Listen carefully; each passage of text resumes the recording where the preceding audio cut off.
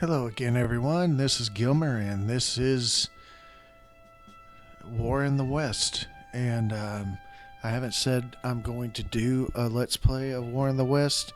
I was just wondering, it's been a little while since I've been on, and the only thing I can say is I get caught up in doing other things. I like watching other people's Let's Plays, and so I get a little caught up and start doing other things, and that's why I haven't been on. But I know I promised you a War in the East grand campaign, and I don't know if I said it, but if I do a grand campaign of War in the East, I will play the Soviets, which it doesn't look like very many people play the Soviets, except in when it's player to player versus player, and then obviously one of them gets the Soviets. I really want to play that, or I want to play this. If I play this, I will be the Allies going up against the Germans. I don't know. I know a lot of people like playing the Germans in these games. In War in the East, they like playing the Germans, and in War in the West, they like playing the Germans. I kind of go the other way. I want to play the Allies. I want to play the Soviets. So yeah, let me know what you think. Do you want me to play this game? This sounds a little louder than I thought it would be, and I have a sound mixer that I can adjust the sound as low as I want it, and it seems a little loud right now. I thought it would be a little bit lower than this, but let me know what you think. I know there's still some people out there. Some people probably have left my channel or unsubscribed because I haven't posted probably in about 5 weeks or more. And, I'm sorry for that. I get caught up in doing other things, and let's just say I'm back, and I'm ready to do a Let's Play of War in the West or a Let's Play of War in the East. And I'm really looking forward to it, and I am going to do the grand campaign on either this or War in the East, and I think it'll be very interesting. I know that XTRG is doing a grand campaign of War in the East, and he's playing the Germans, which the beginning of the war for War in the East, the Germans are a lot more interesting because they're just beating the almighty hell out of the Soviets in the first 6 months or so. But then after that, the Soviets start coming back. Their production starts kicking in.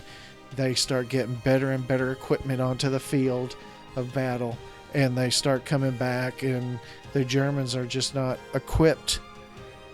In real life, they weren't equipped to handle the onslaught of the Soviet Union's manpower and the equipment. And some historians believe that the Soviets actually had better tanks than the Germans. It's very close. The King Tiger was probably the match of just about any Russian tank, but there were certain things about the King Tiger that they couldn't get enough of them on the battlefield, and also they were very high in upkeep. The maintenance was atrocious on them, and I think they weren't very well suited for winter campaigning. But during the summer months, when the weather's dry and they're on the big fields and big plains of Russia, they do very well, and they fight very well at standoff distances because their guns were so much, so strong compared to most other guns going up against them. But the Soviets did pretty good with their tanks, to be honest. They have some really good tanks. The T-34-85 was a very good medium tank, and then they started having the larger tanks, the Joseph Stalin type tanks and things like that. That turned out to be some of the best tanks of World War II, to be honest. And so it's a very interesting, feel, or very interesting to look back and see the the struggles between the Panzer divisions on one side and the Soviet tank divisions on the other side. They obviously the Soviets had more tanks.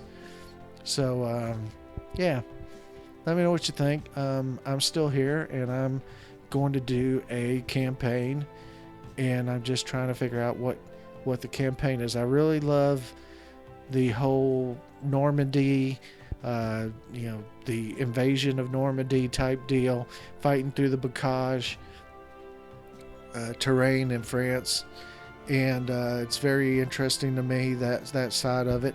It's obviously not as grand a scale as War in the East is, because for one thing, War in the East goes from the beginning of the war to the end of the war. This one starts in 43 and goes through to 45, and this one models the campaigns in Italy, and I don't have the expansion, which I think covered a lot of the North African battles, but I do have the campaigns in Italy and also Normandy and the Mediterranean. There was, I think, a landing near Marseille, France.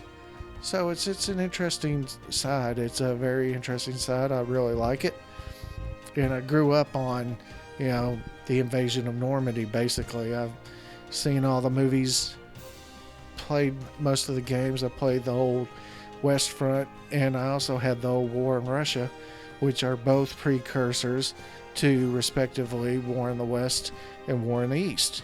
So I've played all those, and it's kind of a wild card. I also have War in the Pacific Admiral's Edition, which is kind of the sequel to Pack War, which I don't know if any of you have ever played Gary Grigsby's Pack War, but it was on a much lesser scale than War in the Pacific Admiral's Edition.